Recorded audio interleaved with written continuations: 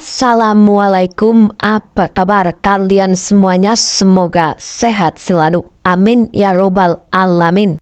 Pada kala itu, otak Baghdad tengah gempar oleh kehadiran orang asing. Persoalannya bukan pada orangnya, melainkan orang asing tersebut tidak percaya adanya Tuhan. Bukan hanya itu, ia juga menantang orang-orang Muslim untuk berdebat dengannya terkait keberadaan Tuhan. Kabar ini pun tersebar sampai ke telinga sang raja karena dianggap membuat resah masyarakat. Orang asing ini pun lalu dipanggil ke istana. "Apa tujuanmu membuat onar di negeri kami?" tanya Baginda Raja. Orang asing ini menjawab, "Untuk apa aku bertuhan kalau tidak bisa menjawab pertanyaanku?" Kemudian Baginda Raja bertanya kembali, "Apakah kamu tidak percaya adanya Tuhan?" Dengan tegas dan percaya diri, orang asing ini menjawab, "Tentu saja saya tidak percaya adanya Tuhan, dan saya juga tidak percaya adanya akhirat." Mendengar jawaban tersebut, Baginda Raja sampai terkejut. "Tetapi saya dan rakyatku percaya adanya Tuhan. Berarti keyakinan kita berbeda. Jadi jangan ganggu rakyatku." Lalu orang asing itu pun menjawab, "Kalau Baginda Raja percaya adanya Tuhan, bisakah Baginda menjawab 3 pertanyaanku?" Pertanyaanku yang pertama, orang Islam yakin bahwa dunia dan isinya adalah ciptaan Allah. Lalu siapa yang menciptakan Allah? Bukankah sesuatu yang ada pasti ada penciptanya? Pertanyaan yang kedua, katanya di dalam surga manusia tidak akan buang air besar, sedangkan mereka makan dan minum tiap hari. Bagaimana mungkin ini bisa terjadi? Padahal segala sesuatu yang akan dimasukkan pasti akan keluar. Pertanyaan yang ketiga, orang Islam meyakini bahwa setan terbuat dari api. Akan tetapi katanya setan akan disiksa dengan api neraka. Mana mungkin api bisa menyakiti api? Setelah mendengar pertanyaan orang asing tersebut, Baginda Raja hanya terdiam. Kemudian Baginda Raja menjawabnya, "Itu berdasarkan hadis dan Al-Quran. Tetapi yang dihadapi adalah orang yang tidak percaya Tuhan. Maka dijawabnya harus dengan logika." Lalu salah satu menterinya membisikkan kepada Baginda Raja. Menteri tersebut berkata, "Baginda, kalau soal seperti ini serahkan saja kepada Abu Nawas. Ia pasti bisa menjawab segala pertanyaan yang diajukan orang asing ini." Dan tidak lama kemudian dipanggillah Abu Nawas ke istana. Setelah dijelaskan mengenai pertanyaan orang asing yang tidak percaya Tuhan, setelah duduk di hadapan orang asing ini, Abu Nawas kemudian berkata, "Silakan, apa yang ingin kau tanyakan?" Pertanyaannya pun sama seperti pertanyaan yang diajukan kepada Baginda Raja, yaitu siapa pencipta Tuhan.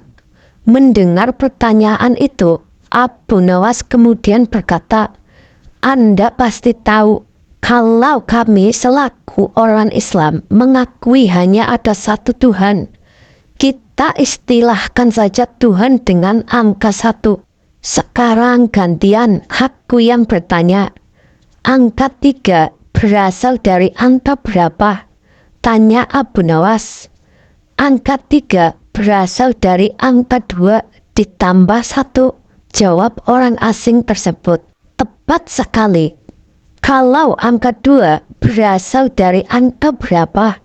"Angka 2 berasal dari angka 1 ditambah 1.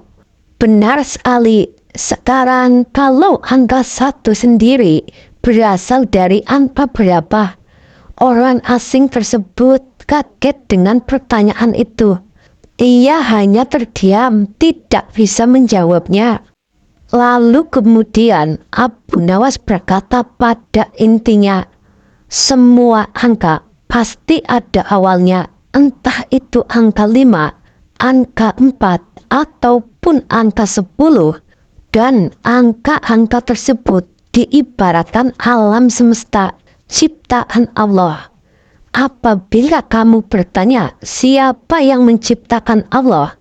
Sama halnya, saya bertanya dari mana angka 1 itu ada. Kamu pasti tidak akan bisa menjawabnya.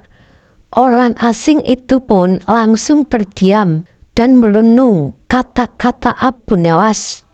Untuk jawabanmu yang pertama masuk akal. Sekarang untuk pertanyaan yang kedua. Bagaimana mungkin manusia bisa buang air besar di surga? Kembali Abu Nawas pun menjawab, selama kamu dalam kandungan rahim ibumu, tentunya kamu makan dan minum. Karena menurut ilmu medis, seorang janin memakan sesuatu yang dimakan ibunya. Lalu ketika kamu dalam kandungan ibumu selama 9 bulan, apakah kamu pernah buang air besar? Untuk kedua kalinya, pertanyaan ini bisa dipatahkan oleh Abu Nawas. Sekarang pertanyaan terakhir, bagaimana mungkin api bisa menyakiti api? Sebelum pertanyaan terakhir aku jawab, kata Abu Nawas, kita harus berjanji, kamu tidak boleh marah. Tentu saja saya tidak akan marah, jawab orang asing tersebut. Tiba-tiba Abu Nawas menampar pipi orang asing itu dengan sangat keras. Hei, apa-apaan ini? Kalau tidak bisa menjawab, jangan emosi, ujar orang asing itu. Siapa yang emosi? Jawab Abu Nawas. Itu tadi adalah jawaban saya. Apakah tadi kamu merasakan sakit? Tentu saja sakit. Coba kamu perhatikan tangan saya. Bukankah tangan saya terbuat dari tulang dan daging? Begitu juga dengan pipi kamu. Tapi ketika tangan saya menampar ke pipi kamu, kamu langsung kesakitan. Itulah gambaran sederhana. Kalau api neraka bisa menyakiti setan, setan pasti akan merasa kesakitan meskipun ia sama-sama terbuat dari api. Akhirnya orang asing itu mengerti apa yang dimaksud semua jawaban Abu Nawas. Sambil menganggukkan kepalanya, orang asing itu pun percaya adanya Tuhan. Dan juga percaya kalau di surga bisa buang air besar. Dan setan pun yang terbuat dari api bisa merasakan sakitnya oleh api neraka. Itulah kisah orang asing yang sebelumnya tidak percaya adanya Tuhan. Setelah mendengar jawaban Abu Nawas, akhirnya orang asing itu percaya bahwa Tuhan itu ada.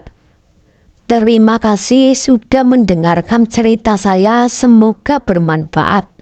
Kita ambil hikmahnya dan baiknya saja.